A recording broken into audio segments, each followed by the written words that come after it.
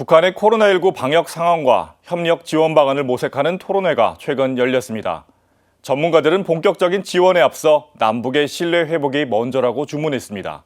장현민 기자가 보도합니다. 코로나19 팬데믹 동안 감염자가 단 한 명도 없다고 주장해왔던 북한. 그런 북한이 지난달 12일 별안간 확진자가 발생한 사실을 인정했습니다. 그로부터 40여일이 지난 지금 북한의 코로나19 방역은 어떻게 진행되고 있을까? 전문가들은 북한의 열악한 보건의료 현실을 우려하며 지원이 필요한 상황일 것이라고 예상했습니다.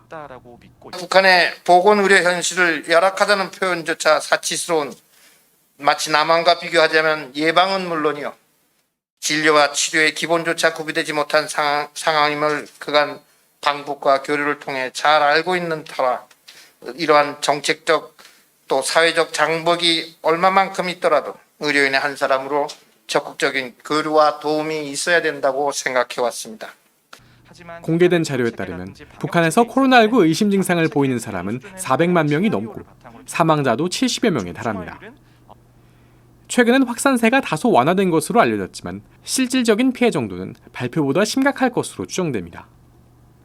북한은 의료 체계도 열악한 상황이고 국민들의 영양 상태라든지 건강 상태도 별로 좋지 않을 것으로 예상이 되는데 그 몇 배 정도로 중증화율이 높아질 거냐, 그다음에 그 개수를 얼마나 줄 거냐가 그것도 이제 연구자의 가정에 따른 부분이 되기 때문에 매우 어렵다고 보실 수가 있고요.